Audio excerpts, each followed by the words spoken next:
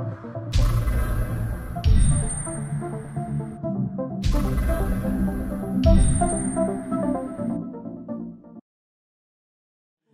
bir qancha tug'anlarimiz bor, uylangan, turmushga chiqqan, 5 yil bo'ldi, 7 yil bo'ldi, 10 yil bo'ldi, yashab jatat, biroq dag'ela balali bo'ladik. Dag'ela ota-ona turadi, biroq o'rtada farzand yo'q, balali bo'ladik. Alloh taolo mana shunday ulug' zot. O'shandan Alloh taolo Qur'oni Karimda aytadi: "Va rabbaka fakabbir." Sen Robbingni ulug'ta, sen Robbingni maqta, sen Robbingni dangtag'in dedi. Alloh taolaning ulug'tashlik, Alloh taolaning maqtashlik bu dağı Allah Teala'nın hükmü.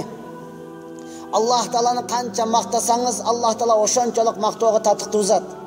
Allah Teala'nı qancha maqtasangiz, Allah Teala sizga o'shanchalik savob beradi. Allah Teala'nı qancha maqtasangiz, sizning yuragingizga o'shanchalik tozalik keladi. Allah Teala'nı qancha maqtasangiz, siz Allah Teala'ga o'shanchalik yaqin bo'lasiz. Allah Teala'nı qancha maqtasangiz, sizga bu dunyoda yashab o'ta yengil bo'ladi. Alemi dünya, jegen tamagın, içken çayın, kiygen kimin, süleşken telefonun, körgen televizorin, mingen atın, unan maşdan, kıskası dünya. Maqtasanız bolat, bürosu dağı maqtavga tatbiq demez. Maqtasanız bolat, telefonunuzda, mingen maşinanızda, kiygen kiminizde, yaşagan uyunuzda maqtasanız bolat, bürosu dağı maqtavga tatbiq demez. Dünyani qancha maqtasanız, yuraginiz o'shanchalik qararat. Dünyani qancha maqtasanız, Allah Teala'dan o'shanchalik alis bo'lasiz. Dünyani qancha maqtasangiz, dünyani maqtagan adamga quloq to'shab o'qsangiz, anda sizga bu dunyoda yashash o'shanchalik qiyin, og'ir, tar bo'ladi. Allah bergan narsaga shukrchilik qilmay qilasiz, balkim norozichilik paydo bo'ladi. Bir adam telefonni maqtab qoldi, mana telefon soni ekan deb. O'zingizda bor ela, biroq jo'nakayli. Endi shundan olish kerak. Men normal ishlayman, kishini aqcha topayman, topib berasizmi, olib berasizmi? Tanishlaring bor, arzonroq suylashib berasing. Bir adam maşinasını maqtab qoldi, mana mashina sonninkan, konditsioneri baridig'icha o'ta yumshoq. Maqtab qoldi, siz nima qilasiz? Norozichilik paydo bo'ladi. Alloh bergan narsaga shukrchilik qilmay qilasiz. Aytasiz, bunday cho'ng mashina men minbayla qo'yin, deb hech narsa tikib olganimda bo'ldilar. Shaltiraganli mashina olsa bo'ldilar menga deb. Alloh taolo bu yoqda qancha ne'mat berganini unutasiz. Birov yashagan uyini maqtab qoldi. Mana baridig siloviyasi bor. Ichida jo'nasin, ichida darasindirasin, baridig ichida bitaveradi. Norozichilik paydo bo'ldi. Men bunday cho'ng uyda qachon yashayman? Bundayda yashavayla qo'yin. Men yeptib hechina viromanka salvasam bo'ldilar. O'shandan hurmat tog'am baridig o'z Allohni maqtab yuranaydi. Qanday maqtay olmaysiz? Hozir jo'nakali bir odam 500 so'm qo'lingizga aqcha berib qo'ydi. Men bunaqa choy ichib qo'y deb taniysiz. Shunday qarasangiz berib qo'ydi, ketib qoldi-da. Qancha maqtasiz? Tetiga kishidan maga berib. So'ning kishiga jo'nili berib qo'ydi. Yaxshi odamda ko'pdi. Ushlasi uydan yashab yuribdi deb qo'yibdi. Eğer maşinasının kulüçünü verip manani minib al degan bo'lsa, o'ldidan da ömür boyu maqtab yurib olasiz. Namazda turib kerak bo'lsa duo qilaverasiz. Ya Alloh, nashuga deb. O'sha yerda o'tirgan aqko'z, qarako'z bardig'izda Alloh taolo yo'q yerdan yaratdi. Qichiragan kuch berdi, aql es berdi, o'ng'i tis berdi, ushunchalik suluqlik berdi. Ya Alloh, o'shuning bardig'ini Alloh taolo bekar berdi, jo'nli berib qo'ydi. Alloh taolo aytgan yo'q. Ey, men sana 2 ko'z, 2 quloq berdim. Al 2000 so'm bo'ladi. 2 qo'l, 2 but berdim. Bu 7000 so'm bo'ladi. Qisqasi butkul denangni jaratdim. 7 milliard bo'ladi. Al kelib qo'yib qo'y. O kirpik, qash, tishlaringni, chachlaringni eseptagan yo'qman. Al jağı sana padarka. Bu jag'ini eseptashib olchi degan yo'q. O'shuning baridig'ini Alloh taolo padarka belak qilib berdi, hurmatli. Qanday o'sha zotni maqtay olmaysiz? O'shandan maqta Alloh taolani yegan tamog'ingni, ichgan chayingni maqtagancha, maqta Alloh taolani yashagan uyingda yotgan to'shagingni maqtagancha, maqta Alloh taolani suylashgan telefoningni, ko'rgan televizoringni maqtagancha, maqta Alloh taolani mingan atingni, mingan unangni maqtagancha, maqta Alloh taolani ata-enangni maqtagancha, maqta Alloh taolani tang'atib kun batgancha, anken maqta Alloh taolani joning chiqqancha, ankeni Alloh ana maqtovga tatbiq uzat, hurmatli tug'an. O'sha zot sizga umr berdi, o'sha zot sizga densolik berdi, o'sha zot umrni bergandagi Alloh, o'limni bergandagi Alloh, densolik bergandagi Alloh, o'ri bergandagi Alloh, ag'a shifosini bergandagi Alloh. Alloh Qur'onda aytadi: "Va innahu azhaka va abka." O'sha Alloh sizga yaxshi so'zni o'g'izib, sizga yaxshi narsani berib kuldirgandagi Alloh. Kichina qiyinchilik berib iylatgandagi Alloh. Va annahu aqna va aghna. ошол зат сизге байлык берип, байлыгыңызды сактап берген дагы Аллах, урматтуу тууган. Ошондон ар бирөөбүз Аллахты мактап үйрөнөйлү. Качан Аллахты мактап үйрөнсөңүз, анда сизге бул дүйнөдө жашоо ушунчалык жеңил болот, рахат болот, урматтуу тууган. Дүйнөнү мактап үйрөнсөңүз, анда сизге бул жашоо таар болот. Эми албетте Аллахты мактап качан үйрөнөбүз? Аллахты мактоону Аллах Куранда өзү үйрөтүп койду. Кандай макташтыктын жолуну Аллах көргөзүп койду. Куранда ушундай эле Элхамдулиллахи Rabbil Alamin. Ya Allah. Бүткүл аламдын Роббусу болгон Аллага гана мактоолор болсун. Мына ушинтип мактаң, урматтуу тууган. Мына ушинтип, Куран хадиске карасаңыз, бардык нерсени кандай мактайт, пайгамбар саллаллаху алейхи көрсөтүп койгон. Качан Куран хадистин негизинде мактоону үйрөнсөңүз, Куран хадистин негизинде жашоону үйрөнсөңүз, анда сиз эмне кыласыз? Дин көтөрүлөт. Диндин көтөрүлүшү. Эмне кыласыз? Өзүңүз дагы өсөсүз. Качан дин көтөрүлсө, качан диндеги адамдар өсө турган болсо, калган адамдар дал ушуларды карап жашайт. Сизди карап жашайт.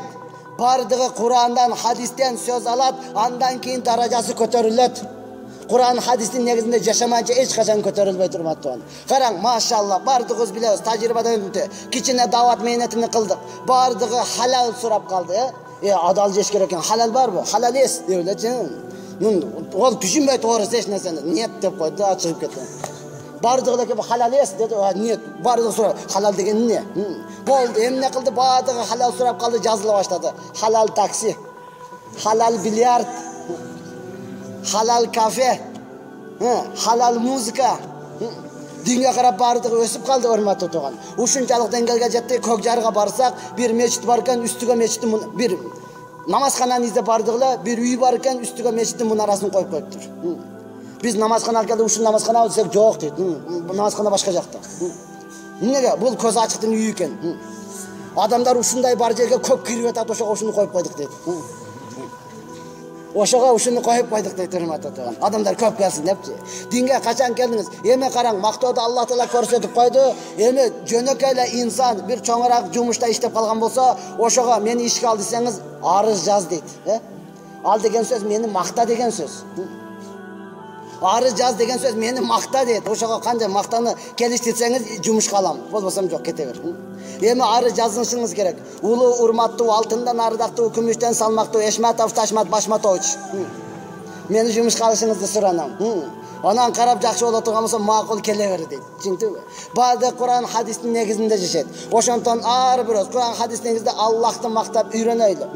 Эми машалла, ушуну үйрөнүп алдыга жылыш үчүн сиз кимди карашыңыз керек? Албетте, динде өзүңүздөн жогоргуну караң, дүйнөдө өзүңүздөн төмөнгүнү караң.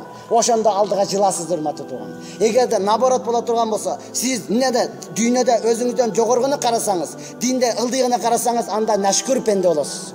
Шүгүр кылбаган инсан болосуз, урматтуу тууган. Ошондон хадисте келди. Алдыга жан дейсиңби? Машалла, динден үстүдөгөн караң. Канчалаган адамдар Куранды жатка билет, машалла. Канчалаган тафсир, Куран, ибадат, намаз, Аллахтын жолуга чыгып баратат. Ошолорду карап жашаң, алдыга жыласыз.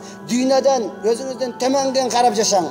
Үйүңүз барбы? Кичине биремен кабы шүгүрчүлүк кылың. Үйүңүз барбы? Шүгүрчүлүк кылың. Алхамдулилла, менде үйүм бар. Канчалаган адамда үйү жок, квартирада жашап жүрөт. Канчалаган анда үйү жок, квартирада жашайт. Менде үйүм бар, ушуга шүгүр. Ибадатты көбүрөөк кылың, алдыга карай жылың, умтулуң, илим алың, урматтуу тууган. Квартирада жашап жатасызбы? Толук шүгүрчүлүк кылың. Алхамдулилла, мен квартирада жашап жатам. Төлөгөнгө Алла мүмкүнчүлүк берип атат. Жүрөктөн чечим чыгарып коюң. Ушул райондо канча квартира болсо, ошонун бардыгы меники. Чечим чыгарып коюңуз. Барасыз, жакча жашайсыз, жакпаса чыгып кете бересиз. Маңа 5 хазайын керек дейсиз, 5 хазайын, гаражы бар болсун, машина кире турган болсун. 2 бөлмөн, 3 бөлмөн. Бардыгы сиздики, урматтуу. Барасыз, жакса жашай бересиз, жакпаса чыгып кете бересиз. Шүгүрчүлүк кылың, урматтуу. Канчалаган адамдар бомбуж болуп көчөдө жүрөт. Бомбуждар менен сүйлөсөң, алар шүгүрчүлүк кылып атат. Кудайга шүгүр, өлбөй кыштан чыгып алдык. Канча адам өлүп калды кышта. Өлбөй кыштан чыктык. Жер бети биздин үйүбүз дейт. Кечкирди жатып алып бересиң, илди бой жерге деп. Ошолор шүгүрчүлүк кылат. Эми биз кантип шүгүрчүлүк кылбашыбыз керек урматтаган? Ошондон Аллах Кур'ан-ы Каримде айтат: "Вала ин шакартум ла азиданнакум." Эгер сен шүгүрчүлүк кылсаң, сөзсүз мен көбөйтүп берем дейт урматтаган. Шүгүрчүлүк кылсаңыз, Аллах кече айттык, убадасында туручу, сөзсүз көбөйтүп берем. Аллах хасында бар нерсеңизге көбөйтүп берет. Андыктан ар бирөөбүз илимге келгенде, эмне жогоргуну, дүйнөгө келгенде ылдыйгыны караңыз, Аллахты мактап жашаңыз. Аллахтын улуктугуну айтыңыз. Аллахтын берешендигини айтыңыз урматтуу туган. Ошол эле учурда Аллах Кур'анда айтат, эмне дейт? Удуна астажиб лакум. Сура энди мен берем дейт урматтуу туган. Сура мен берем дейт Аллах Таала. Алла бергенге даяр, биз алганга даяр эмеспиз. Биз биринчиден дуа кылганды билбейбиз, дуа кылганга даяр эмеспиз. Экинчиден кантип дуа кылыштык дагы билбейбиз. Дуа кылып коесуз, биз колун калчылдайт да. Тоогондо сакалчан. Издейсиң. Ошондон көрүп та стаканды берип тос айтып коесуң, бизе жыргамаксың да. Рахмат мени сыйлаганыңар үчүн. Баласы сыйлады сени. Аллах Кур'анда айтат: "Астажиб лакум." Сура мен беремин дейт. Пайгамбарыбыз айтты: "Ад-дуа муххул ибадат." Дуа кылыштык ибадаттын чучугу деди урматтуу туган. Ибадаттын чучугу. Башка хадисте пайгамбарыбыз айтат: "Ад-дуа силахул му'мин." Дуа мусулмандын курал жарагы. Я Аллах, курал жарак мусулмандын куралы дуа. Курал десе ойлобоң, автомобилден чыгып тытып ташашым керек экен, барып жалтырып кетишим керек. Жок, кол көтөрүлүш керек урматтуу туган. Кол көтөрүлүш керек. Ошондон Аллах сура мен берем дейт урматтуу туган. Ар бирөөбүз эми сураштыкты да кошо үйрөнөлү. Аллахты мактадыңыз, эми сураганды да кошо үйрөнүң. Аллахтан сураганды үйрөнүң. Аллахтан сураш өтө рахат. Аллахтан сураш өтө жеңил. Аллахтан сураш ибадат. Аллахтан сурашлык өтө жыргал. Пендеден сураш өтө кыйын. Пендеден сураш өтө кордук. Бул пендеден Алла пендеге күнүңүздү калтырбасын. Пендеден бул себеби сурасаң пенде. Сурадың берсе дагы мактанат, бербесе дагы мактанат да. Буга берсе дагы мактанат, бербесе дагы. Биринчи сураш өтө кыйын, Бир нерсе керек болуп калды. Кошунаңызга жөнөтүң. Келинчеңиз барып кел. Эркексиң го, бар өзүң барып кел. Жөнөдүңүз башты тырмаган бойдон, Барып алып, прямо эле барып эле ассаламу алейкум, мага ушул керек деп сурай албайсыз. Айлантырасың, эмне жаңылык, эмне иш кылып атасың, каяктасың, үйдө элебисиң? Баарынан да макул жүрүүгө, жок, мага неме керек болот. Сурайсың, берсе жакшы. Бербесе дагы бир даражаң түштү, кор болдуң го. Эми бул инсан берсе дагы мактанат, бербесе дагы мактанат. Айтат бирөөгө, кече эшимат келген экен, вообще жүдөп калды мени. Бербей коюн дедим, вообще боорум ооруп кетип берип койдум мен деп. Мактанды, бербесе дагы мактанат, кече келип алып туруп өзүнчө эле деле, ой. Ого берип кой, аркасынан жүгүрүп жүрүш керек экен да. Өзүнчө жок деп койдум, кетти. Ошондон Аллахтан сураң, урматтуу туган. Аллахтан сураң, Алла убадасында турчу. Удуна астажиб лакум. Сура мен беремин дейт. Аттың арман сураганга даяр эмеспиз. Келиңиздер, ар бирөөбүз үйрөнөйлү, жүрөктөн чечим чыгарайлы, урматтуу туган. Базар коргондон 62ге кирген аксакал келиптир. Мага дуа жазып беричи депчи. Кыргызча дуа сураш деп сурап, жокту суратып атат. Бирөөс айткан ушул кыргызча жакшыраак дуа кылат деген экен, келиптир, кыргызча жазып алып кетти деп. Мен уялып калдым элден. Бирөөсү келет, мына кызды болду, мени дуа кылып койсоң, бир эле дежурный дуабыз бар да. Аксакалдардын дуасы бар айылда, бир эле дежурный. Куда, эмне дейт? Жаштарга инсап бер, карыларга иман бер. Тапканыңар тойго буйрусун, ойнап күлүп жүрө бергиле. Аллаху акбар.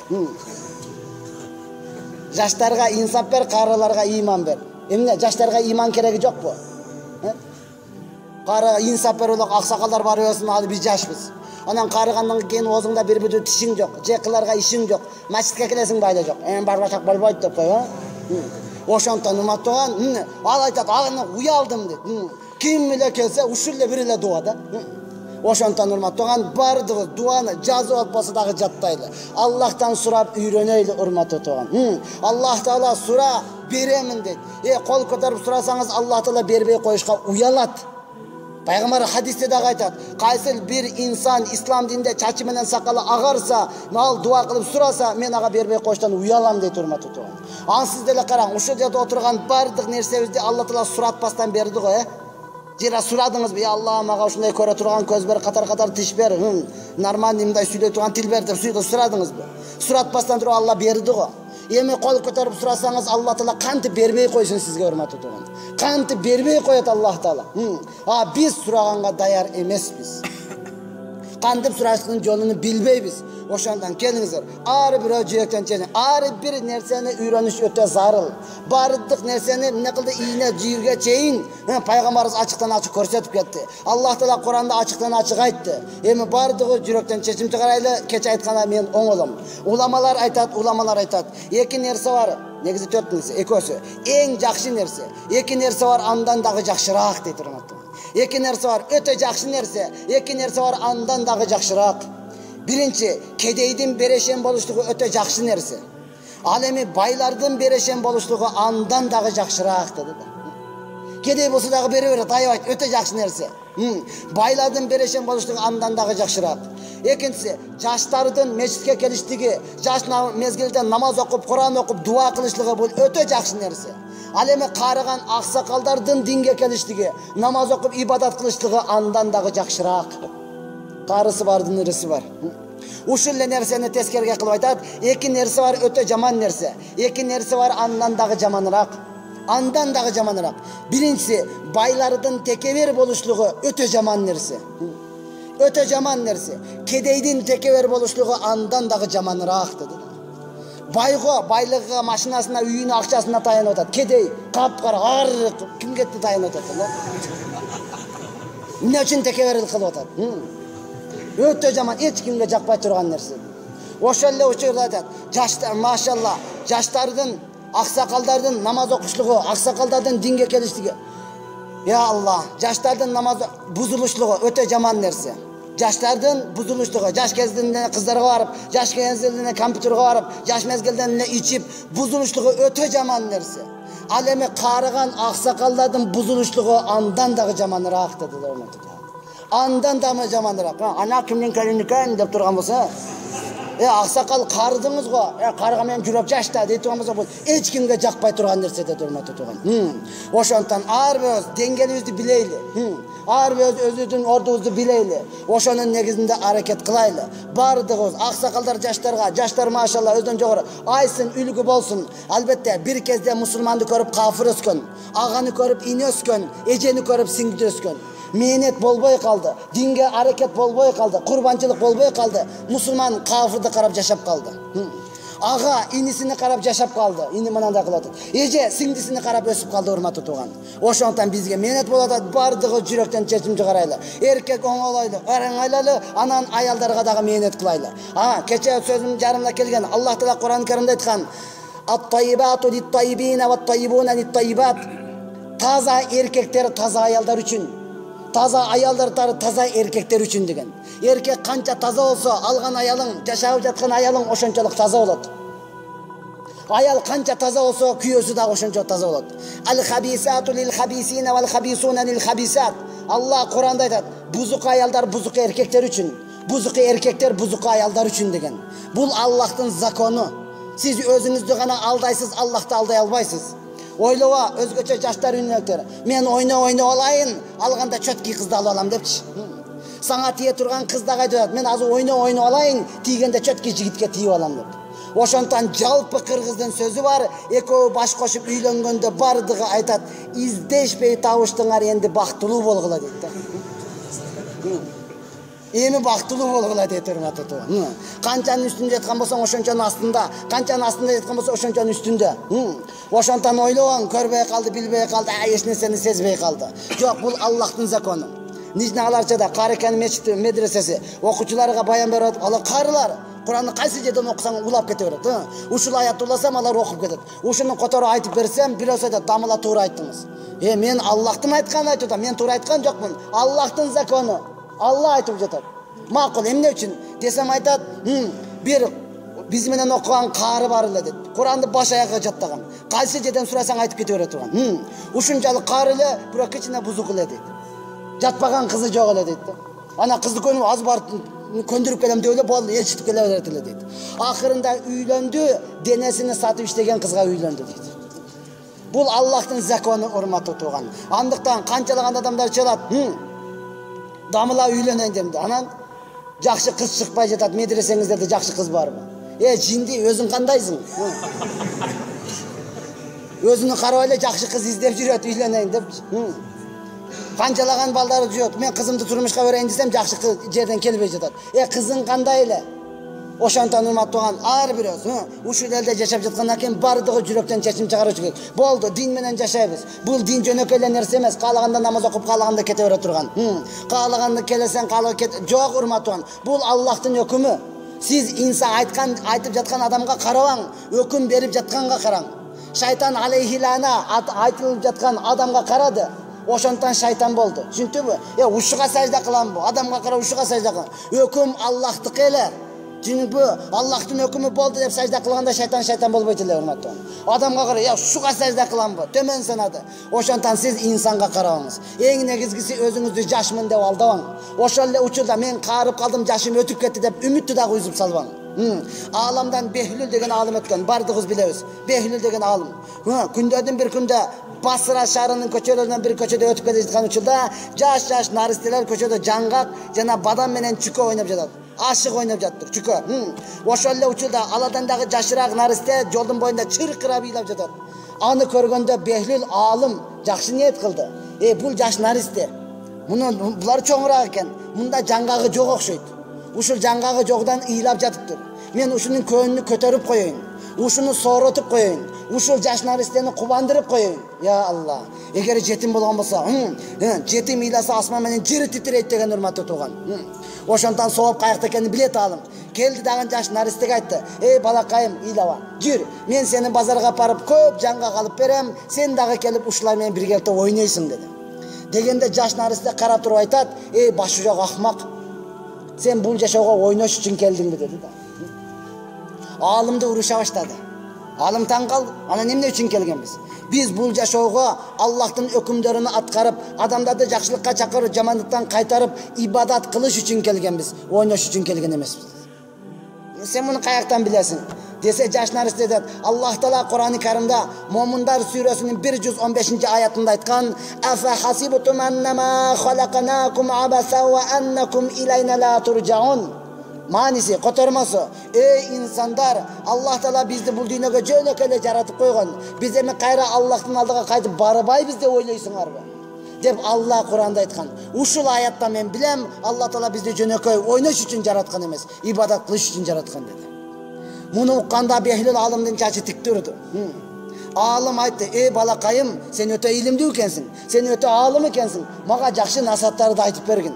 Дагы эмне кылышыбыз керек деди. Ушул жерден арабтар айтат: "Ла танзур ила ман якул, унзур ила ма якул." Сен сүйлөп жаткан адамдын өзүгө караба. Жаш бала болушу мүмкүн, аксакал болушу мүмкүн, туура илимдүү болушу мүмкүн, илимсиз болушу мүмкүн, бирок эмнени сүйлөп жатат? Бай болушу мүмкүн, кедей болушу мүмкүн, аппак болушу мүмкүн, капкара болушу мүмкүн. Эмнени сүйлөп жатат? Ошого кара, ошондон пайда аласың дейт урматтуу. Же сүйлөгөн сөздөн зыян аласың, же сүйлөгөн сөздөн пайда аласың. Ошону карап туруп, ал ижаш болсо дагы аят хадисте айткандыктан алым андан насаат сурап жатат. Мага дагы насаат айткан, эмне кылайын? Жаш наристе ал насаат сурашы менен жөн турбастан Аллахтын улуктугуну 12 сап ыры менен айтып, Аллахтын улуктугун ыры менен айтып, Я Аллах, Аллахтын улуктугуну 12 сап ыры менен айтып, Аллахтан корккондуктан жаш наристе эси ооп калды да. Жаш наристенин эси ооп калды. Аны жерден алып, бетиндеги чаңдарын сүртүп, ал жак бул жак кылганча жаш наристе кайрадан өзүнө келди. Өзүнө келгенден кийин алым айтып: балакайым, мынча сен Аллахтан коркосуң. Сен азыр жассың, сага күнөө дагы жазылбайт, сооп дагы жазылбайт. Бар ойной бер. Деди эле жаш наристе ачууланып туруп, Бехлүл алымга айтты: "Тез көзүмө көрүнбөй жок болуп кет." Дуястуда деди. Эмнеге? Себеби жаш наристе деди. Эмнеге? Алым тагын эмне үчүн? Дегенде жаш наристе деди: "Себеби мен энекем ар дайым очокко жана тандырга от жакканда көрүп билип жүрөм. Эң биринчи майда чырпыктарды алып келип жагат. Качан чырпык күйүп кызыганда чоң жыгаштарды, чоң дөңгөчтөрдү алып келип жагат. Мен ушундан билем, эгерде мен ушул жаштыгымдан ибадат кылбастан дүйнөдөн өтүп кете турган болсом, эртең күнү Аллах Таала дозокко таштаганда эң биринчи мага окшогон жаш наристелерди таштайт. Качан дозок оту күйүп кызыганда сага окшогон чоң кишилерди алып келип таштайт. Мен ушундан коркомун. Мен ибадат кылышым керек деди. Муну укканда Бехлүл алым дагы жүрөгү титиреди. Айтты: балакайым, сен акыйкатта илимдүү экенсиң. Айт мага дагы насаат айт. Maga dagын айтып берди. Дегенде жаш наристе энди Аллахтын улуктугуну 4 сап ыры менен айтып жатат. Анын ыры кандай болсо болуп калды, жүрөккө күнөө толуп калды, көздөрдөн жаш чыкпастан муз болуп тоңуп калды. Мен жаш жигит болсом Аллахтан корку ыйлаган, сен кимсиң дагы эле дүйнө жыйнаган. Мен жаш жигит болсом чыркырап ыйлаган, сен кимсиң дагы эле дүйнө жыйнаган. Дегенде Бехлул алым мен дүйнө жыйнап жүрөткөмүн деп эсе болуп калды. Ал эсе болуп канча саат жаса жатты, ордунан туруп караса, жаңгак ойногондор дагы эле ойноп жатат. Бирок жаш наристе жок. Бул окуяны айтуудан максат, урматтуу бир тууганым, акыйкатта жаш болушуңуз мүмкүн, возросуңуз келелек болушу мүмкүн. Бирок ушул бойдон дүйнөдөн өтүп кетсеңиз, эртең күнү тозокко түшкөн дөңгөч болуп калыштык коркунучуңуз бар.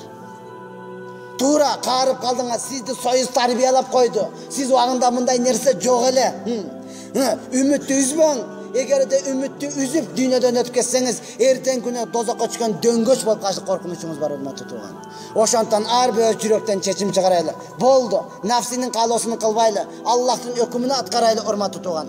Аллах Субхана Таала вактынчалык бизди сыналууга жаратты. Биз сыналуу дүйнөсүндөбүз, урматтуу тууган. Сыноо болгондуктан Аллах Таала көп нерсени көздөн гайып кылып койду. Соопту көрбөй калдык, долларды гана көрүп калдык. Сооп болот, майли. Доллар каякта? Мен жараймынбы мен? Үйрөнөм, кыла албасам дагы көрсөт. Доллар дегенди жакшы таанып калдык, урматтуу тууган. Соопту тааныбай калдык. Көргөзгө эмне кылып койду? Сооп калды. Албетте, Аллах Субхана Таала сыналуу дүйнө болгондон шайтанды дагы көзгө көргөзбөй койду. Ошол эле учурда билип коюң, Аллах Куранда кимден сактаныш керек ачык айтып койду. Кул а'уду би раббин нас, маликин нас, илахин нас, мин шаррил васвасил ханнас, аллази ювасвису фи судурин нас, минал джиннати ван нас.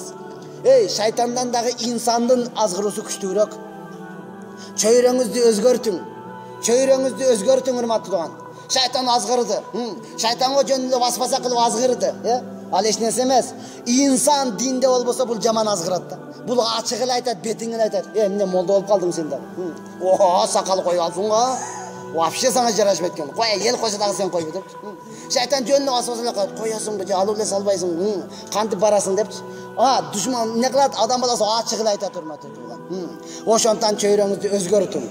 Шайтан Аллах Субхана сыналуу болгондон бейишти дагы дозокту дагы көргөзбөй койду, урматтуу. Эгер бейишти көргөзгөндө бир дагы адам чекесин сеждеден көтөрбөйт эле, баардыгы ибадат кылат эле. Эгер дозокту көргөзгөндө бир дагы адам күнөө кылбайт эле, урматтуу тууган. Күнөө кылбайт эле бир дагы адам. Ошондон урматтуу тууган, ар бирөөбүз эмне кылдык? Жашыруун болгондон күнөөгө батып калдык. Күнөө кыла берип күнөө деп эсептебей калдык. Балким күнөө менен мактанып калдык. Мусулман, я Алла, күнөө менен мактанат, Пайгамбарыбыздын достору сахабалар ибадат менен, сооп менен мактанган. Ошого пайгамбарыбыз айтат сахабаларга: "Эй, силер күнөөңөрдү жашыргандай, сооп ишиңерди дагы жашыргыла" депчи. Сахабалар кудум эле периште сыяктуу эле. Бүгүнкү биз мактанайлы десек ибадатыбыз жок. Жаштарыбыз күнөө менен мактанып калды. Кече кызды көнөрөмөн. Бу шилекей кулут, подружкасы барып келген, мага дагы сүйлөшүп бербейсиң.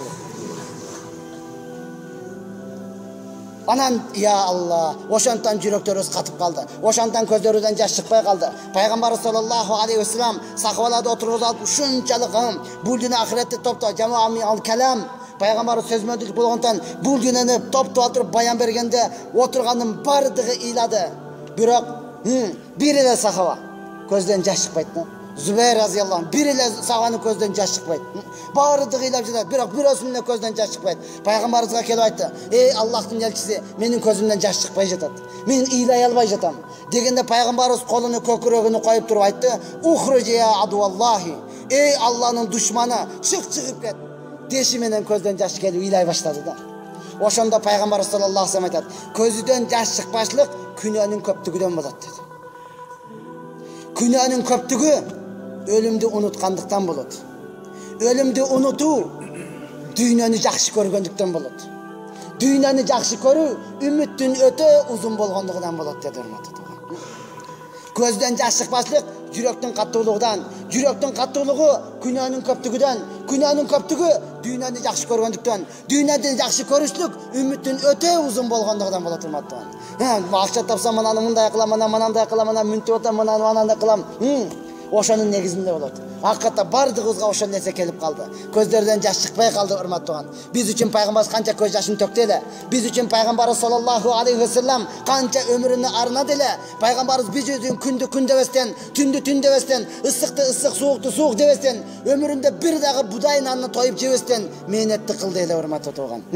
Ошонун көз жашынын себебинен биз келип атабыз, каалагандай тыгып жыгып жатабыз, эптеп киргизип койсоң болду бияка. Кыргыз хадисте басып алгандын, жакшы тамак алганча жаман курсак айрылсын, тыгып атасың.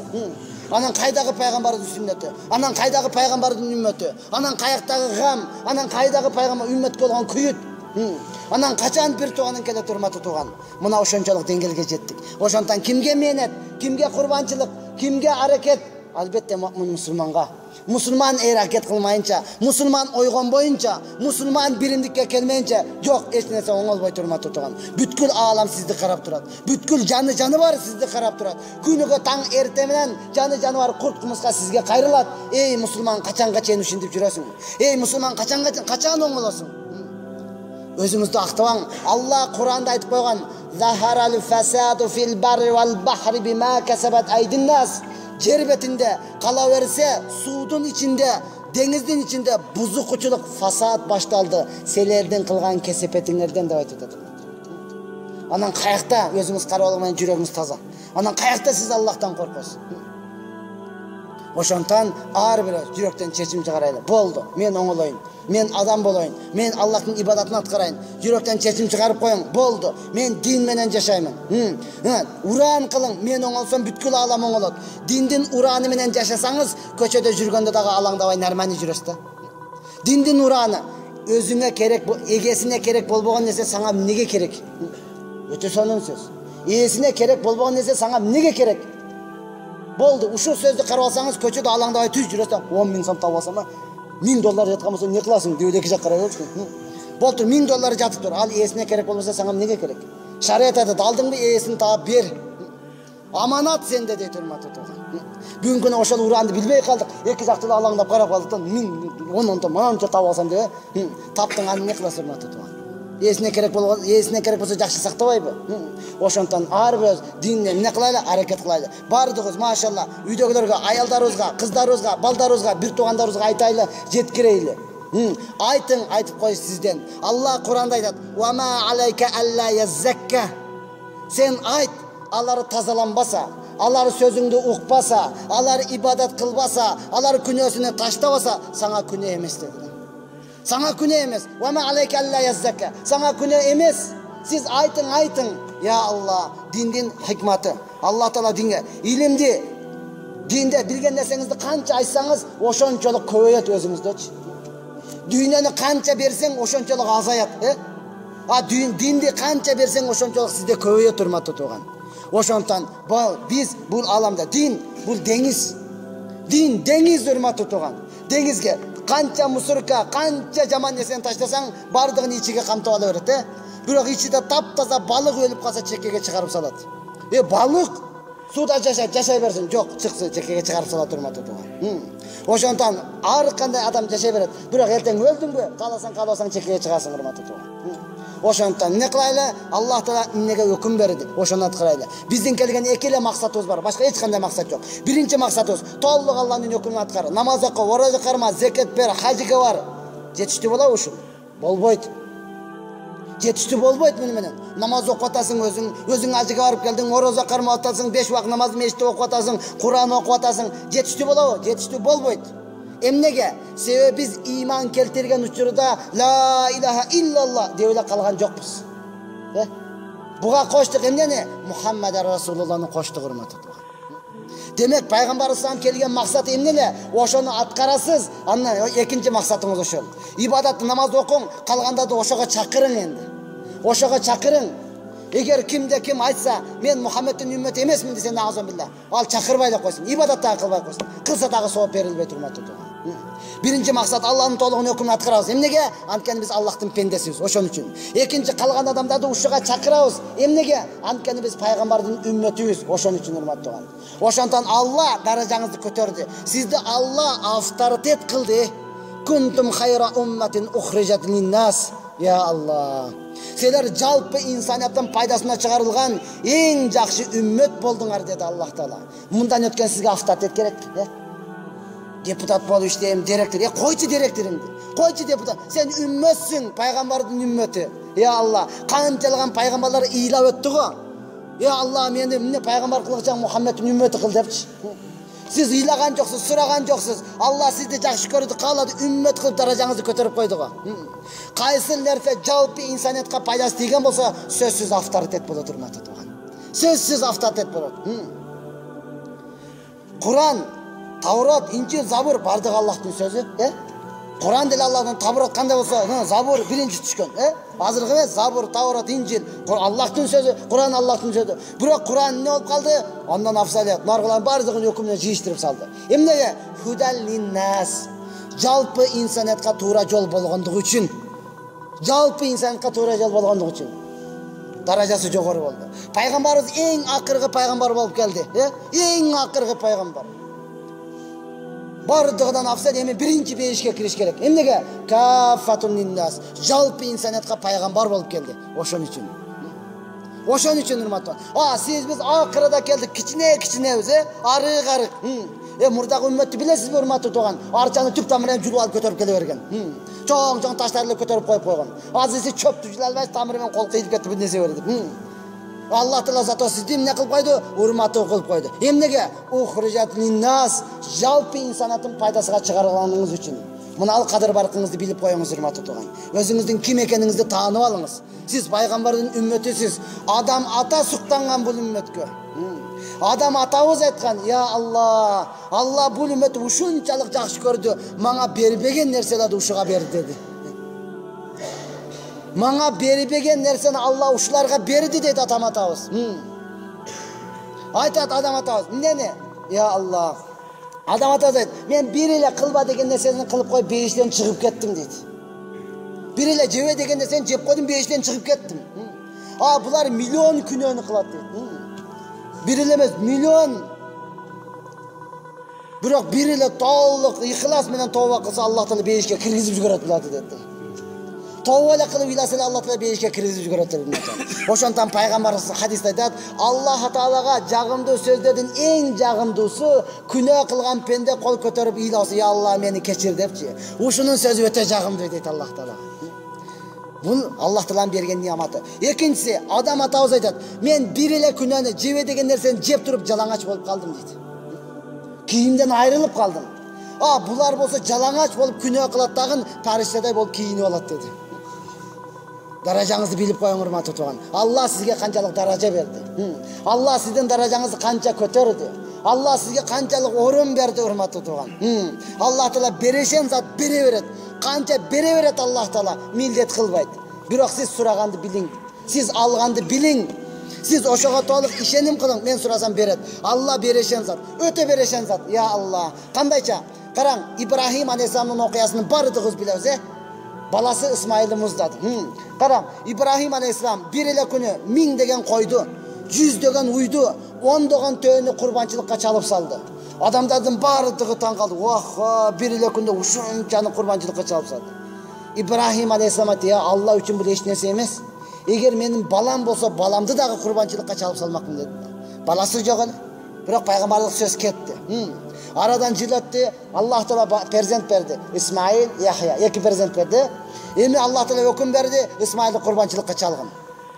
Узун окуя апарды, апарып курбанчылыкка чалды. Аллах азам эмне пычак өтпөдү, отого кочкор берди, Кочкорду муздады. Кочкорду муздагандан кийин ата бала Исмаил алейхисалам Ибрахим экөө олтуруп туруп ата баласына айтат, көрдүңбү балам, Алла үчүн эч нерсени аябаш керек. Алла үчүн мен ушунчалык берешенмин. Бардык нерсени Алла үчүн аябайын бере берем деди. Десе баласы айтат, туура ата, Алла үчүн берешенсиз. Бирок сизге караганда мен берешенирээкмин деди. Сизге караганда мен Алла үчүн берешенирээкмин ата дейт. Десе Ибрахим, кандайча балам? Мен бир эле күндө 1000 деген койду, 100 деген уйду, 10 деген төөнү керек болсо сени курбанчылыкка чалып салдым кой. Анан кантип сен берешен болуп каласың? Десе баласы туура айтат. Туура ата. 1000 деген койду курбанчылыкка чалдыңыз, бирок ал жакта дагы коюңуз бар эле да. Жүздөгөн уйду курбанчылыкка чалдыңыз, ар жакта дагы уюңуз бар эле. Ондогон төөнү чалдыңыз, ар жакта дагы төөнүңүз бар эле. Мени дагы курбанчылыкка чалдыңыз, тиякта дагы Яхя балаңыз бар эле да. Менин Исхак балаңыз бар эле. Исхак деген балаңыз бар эле. Менин бир эле жаным башка эч нерсе жок эле. Ушундагы берип салдым го Алла үчүн. Мени муздаганда бу жакта башка жаным жок эле менде дейт. Ошондо мен берешем боламбы дейт. Эки пайгамбардын сүйлөшүп жатканын уккан Аллах Таала айтты, экөөңө караганда мен берешенирекмин дейт. Ибрахим, сенин балаңды алган жокмун. Исмаил, сенин жаныңды дагы алган жокмун. Ортого жөн эле бир кочкоду берип койдум го. Ашыкча эле бир кочкоду берип койдум го дейт. Акыйкатта Алла берешен зат, урматтуу. Алла сизден алгысы келбейт, Алла сизге бергиси келет. Алла айтат, бирди бер, онду берем. Онду бер, жүздү берем. Жүздү бер, миңди берем деди. Я Алла. Инсан, мусулман, кеч айттым го, бардыгыбызда иман бар, бирок толук ишеним жок да. Сурап келсе, майда жок дейсиз да. Акча бар, майда жок да бербейсиң. İşenim бар, иман бар, бирок толук ишеним жок. Бардыгыбызда илимибиз бар, бирок амалыбыз калбай калды. Амалыбыз жок. Дүйнөбүз бар, бирок берекеси жок, урматтуу тууган. Кыргыздын сөзү бар, кедейди көчкөндө көрө деген. Азыр мен кедеймин, устудентмин дегенди көчүрүм, бир таксиге батпайт жүгү. Устудентмин, эч нерсем жок, эптеп жеткирип коюн. Мали деп жеткирейин десең, машинага батпайт да жүгү. Мен кедеймин дегенде бир КамАЗга жок, дагы эле мана ошону көтөрүп жүрөт. Жүктөп коёмун башка эмнени сүйлөшкөн, эптеп батыр. Анан кайдагы, урматтуу тууган. Ошондон келиңиздер, бардыгыбыз эмне кылайлы? Алла берген нерсеге шүгүрчүлүк кылайлы. Дагы керек болсо Аллахтан сурайлы. Алла айтып жатат, "Утуна астажулакум", сура мен берем дейт. Сураң, урматтуу тууган. Ошол сураганда эң биринчи сураштын жолу Аллахтан ислам диниге бекемдик, өзүңүзгө бекемдик. Я Алла, мени ушул жолдон адаштырба. Туугандарыңызга хидаят, хидаят сураң, урматтуу тууган.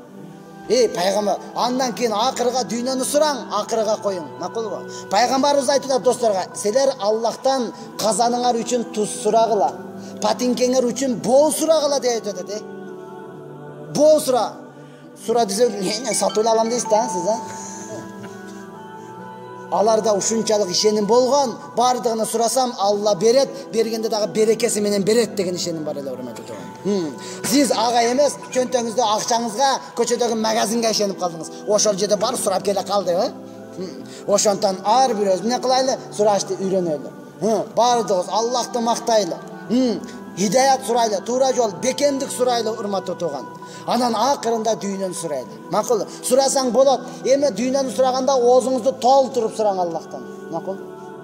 Толтуруп сураң Аллахтан. Мусулман эч качан банкрот болбойт. Эгер бул дүйнөңүзгө жазылган болсо, аласыз. Жазылбаган болсо, бейиштен аласыз.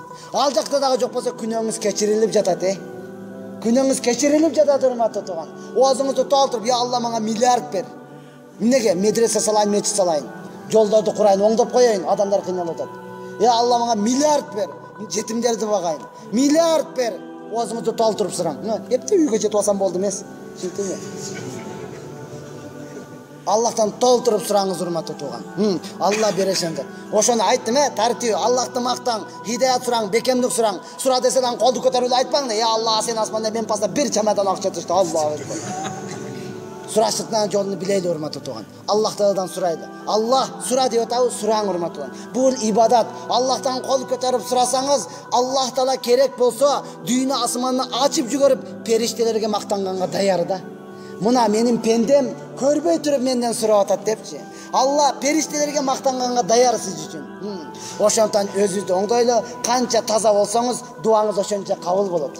Канча таза жешеңиз, дуаңыз ошончолук кабыл болот. Пайгамбарыбыздын тайкеси, Ашаратул Мубашшарин, тирүү кезинде бейишке киресиң деген инсан, сахаба, Саад ибн Абдул Ваккас пайгамбарыбызга келип атат.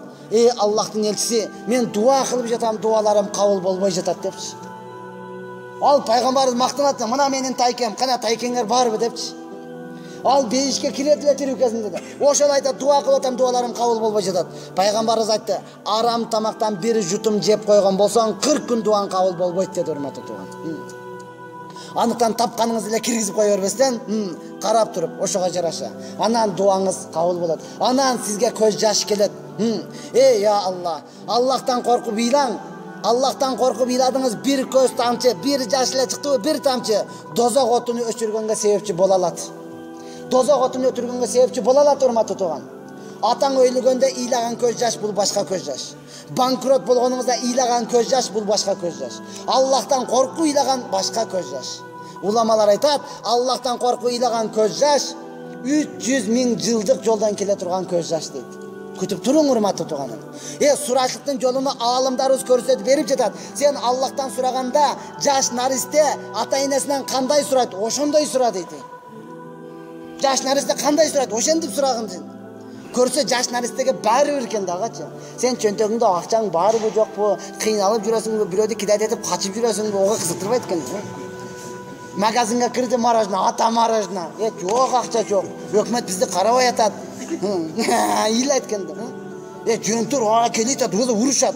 Бир кишинин көзөпкөнү карап турат. Кеткен ана кетип калдыга бери. Жок, ого кызыктырбайт экен. Ушундай ыйлап турган акыйкатта жок болсо эмне кылып атасыз? Магазинден жаздырып болсо дагы алып атпайсызбы? Мына капелесин вообще болбой турат, жазып койчу, анан алып келип төлөп кетем. Аллахтан сураганда ошондой сура. Алла, мени кечир. Алла, бейиштен орун бер. Опоздал, кеч келип калдым. Мен кызыктырбайт, бере бер жай. Аллахтан ыйлап сура, урматтууган. Айтып атпайбы? Аллахтан ыйлап сура. Ыйлай албайсыңбы, өзүңдү ыйлаганга окшоштур деп айтып атат, урматтууган. Окшоштур өзүңүздү ыйлаганга. Аллахтын өзүңүздү ушунчалык төмөн алың. Аллахтын алдында ыйлаң, көз жашыңызды чыгарың. Чыкпаса ошону күтүп туруң, урматтуу тууган. Эмне үчүн Алла үчүн көз төгө албайсыз? Атаңыз өлгөндө эмне үчүн ыйлайсыз? Дин үчүн эмне үчүн ыйлай албайсыз? Дин өлүп жатат. Эмне үчүн ыйлай албайсыз, урматтуу? Ошондон ары бирөөбүз эмне кылайлы? Сураганын бардыгынын жолун үйрөнөйлү. Бардыгы жүрөктөн чечим. Мен билбейм, чечим чыгарып коюң. Билбейм дедиңби? Машалла, Алла Таала илим берет. Билем, чоң атам чоң молдо болгон десең өлдүң анда. Өлдүң анда, урматтуу. Ошондон урматтууган, сүйлөй бере турган болсок сөз көп. Куптанга канча убакыт калды? 2 мүнөт болду. Бардыгыбыз эмне кылайлы? Жүрөктөн чечим чыгарайлы, дуа кылайлы, Аллахтын жолуга чыгайлы, үйрөнөйлү. Урматтууган, бул дин калем менен жетпейт, бул дин кадам менен жетет. Түшүндүңбү? Калем менен жетпейт, кадам менен жетет. Мисалы, өзүм эле ыйыгалар жана кабыл болгон дуалар деген китеп жүрбөйбү? Ошону которуп жаздым, 8 ай отурдум да. Ыйыгалар кабыл болгон дуалар. 8 ай отуруп жаздым. Бул телефон мен бош эмесмин китеп жаздым. Которуп эле оюңдан эмес, котор бар нерсеничи, кыргызчага. 8 ай отуруп жаздым. Азыр эми карасаң, аны окуган адам жатып алып окуп атат да. Дин кантип жетет, урматтуу тууган? Дин кантип таркайт эми? Айтыңчы, мен 8 ай ушинтип отуруп алып жазсам, окуган адам жатып алып окуп атат, бош маалда деп коюпчу. Дин кантип жетет эми, урматтуу тууган? Ошондон канчалаган туугандар бизди күтүп жатат. Андыктан дуа кылайлы, сурайлы, машалла. Бардыгыбыз ибадат кылайлы. Илахи амин. Алхамдулиллахи раббил аламин. Алхамдулиллахи раббил аламин. Alhamdulillahi Rabbil Alamin. Ya Rabbi, haksın, barısın, yaratuşçusun, keçirüçüsün, körüp durasın, bilip durasın, oğup durasın. Merim düledin, merim düsü, ırayım düsü, keçirim düsü, sensin ya Allah'ım. Ya Allah. Günökördün, günökör memmin ya Allah. Keçirim düsü sensin ya Allah. Ayıp doladın, ayıp dosu memmin ya Allah. Tazaladın, en bir tazası sensin ya Allah'ım. Ya Allah, bargın dedin, ben keldim ya Allah. Aytkın dedin, bularga aytıp berdim ya Allah. Özün ya Allah, tuğra tüşünlük bergin ya Allah. Özün tuğra tüşünlük bergin ya Allah'ım. Bütkül Müslümanlar din milletinden kabul kılgın. Bütkül Müslümanlarda kalgan adamların İslam dinine kirişine sebepçi kılgın. Hiç kaçan İslam dininden çıkıp geçtiğine sebepçi kılbağın ya Allah'ım. Ya Allah, bütkül Müslümanlarga tuğra tüşünlük bergin ya Allah. Bütkül Müslüman ortasına ıntımak, sıyı, mahabat, birimlik bergin ya Allah. Ya Allah, yüreklerimizge tazalık bergin ya Allah. Ya Allah, yüreklerimizge yumşaklık bergin ya Allah. Gözlerimizge yaş bergin ya Allah. İlap namaz okup, ilap ibadat kılıp, ilap keçirim so'rashga to'liq mümkünçülük bergin ya Allah. Ya Allah'ım, uşul künderi közüden bir tamcı yaş çıkmasa, akırı kıyamatda şar etip kanapkanı ne payda ya Allah. Ya Allah'ım, uşul künderi közüden bir tamcı yaş çıkmasa, akırı kıyamatda şar etip kanapkanı ne payda ya Allah. Ya Allah'ım, uşul menin elim. Ya Allah, uşul menin cerim. Ya Allah, uşular menin bir tuğandarım, ağalarım ya Allah, atalarım bir tuğandarım ya Allah. Bardığızdı din menetine kabul kılgın ya Allah. Uşularının katarında menin inime dağı imanına güç kuvvet bergin ya Allah. Enemdi dağı din menetine kabul kılgın ya Allah. Al menin enem ya Allah. Ya Allah, men bularga aytkançalık eneme ayta albaymın ya Allah. Tuğra kızmatını kılam, biroq özü düşünmey jasa men ne kılayın ya Allah. Ya Allah, atamның kabrini nur kılgın ya Allah. Atamның günahlarını keçirgin ya Allah. Ya Allah'ım. Bardığızı üy bilöz menen ele jut tuğanlarınız menen ata enemiz menen din menetine kabul kılgın ya Allah. Ya Allah'ım, akırı kıyamatta biz beyişte jütsek çırgap, ata enemiz dozokta jatsa çırkırap, anda bizge kayda rahat ya Allah. Ya Allah, akır kıyamatta biz beyişte jütsek külüp, ata enemiz dozokta jatsa kuyup, anda bizge kayda rahat ya Allah. Ya Allah, kelemi ya Allah, keçirici ya Allah. Suranam senden ya Allah. Ya Allah'ım, uşul göz yaşları senin bardık günahlarımızı keçirgin ya Allah. Ya Allah'ım, akır kıyamatta salih pendelerinden razı olsun. Mağa oşağın jetken günökör penden kayakta kalat ya Allah. Ya Allah, akır kıyamatta din menetini tolu kılgan pendelerinden razı olsun. Mağa oşağın vaktıncalı kılgan penden kayakta kalat ya Allah. Suranam senden ya Allah, keçirici ya Allah. Ya Allah, görüp durasın, bilip durasın, umup durasın ya Allah. Ya Allah'ım, can ümmetke ya Allah, din menetini bergin ya Allah. Ya Allah'ım, Peygamberimiz biz için ilap dua kıldılar ya Allah. Ümmetim dediler ya Allah. Men bir tuğandarımdı körgüm kelet dediler ya Allah. Oşol ümmet bugün günü samanday çaçılıp jatadı ya Allah. Oşolada toptaşlıkka bizde sebepçi kılgın ya Allah'ım. Peygamberimiz ümmetim de uyladı ya Allah. Oşol ümmet ya Allah, avrat acı köçede jürötü ya Allah. Ya Allah, Peygamberimiz ümmetim de uyladı ya Allah. Oşol ümmet bugün günü çekesi secdege tibesinden dünyeden ötüp baradı ya Allah. Balkim oşol menin bir tuğan ağam ya Allah. Balkim oşol menin bir tuğanım ya Allah. Kıyamet günü men ağa kantip cevap veremezsin, geçirgin ya Allah. Ya Allah'ım, Peygamberimizi ilap dua kıldılar. Ümmetim dediler ya Allah. Ya Allah, oşol ümmet bugün günü denesini satıp kafırdın, fasıktın, buzukunun koynu da jatadı ya Allah. Balkim oşol menin karındaşım ya Allah. Balkim oşol benim bir tuğanım ya Allah. Ya Allah, oşoladı kafir, fasık, buzukunun koyundan tartıp alğanğa bizi sebepçi kıl ya Allah. Ya Allah, suranam senden ya Allah. Kelem ya Allah, bağırdığızın günahlarımızı geçirgin ya Allah. Oşoladı dinge kelip karşıdan bizi sebepçi kılgın ya Allah. Ya Allah'ım, bağırdığına sebepçi kılgın ya Allah'ım. Ağır bir özü alğanında dağın iman özümün alğın. Esep gidip depteriz 10 tarafdan 5 Allah'ın nasip kılgın ya Allah. Ya Allah'ım, akır kıyamatta Peygamber şefaatini nasip kılıp cennattan orun berip oşan bir yeter özündün yüzündü görüştü Allah'ın nasip kılgın ya Allah. Ya Allah. Ya Allah'ım.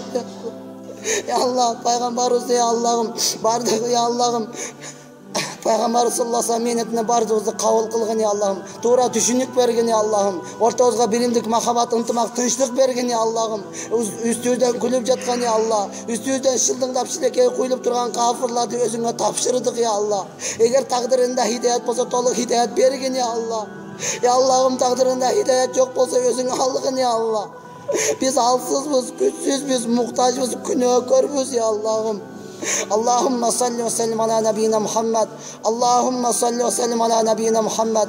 Allahümme salli ve sellim ala nebiyyina Muhammed. Rabbi gfir ve rahmete hayra rahimin bi rahmetike ya erhamer.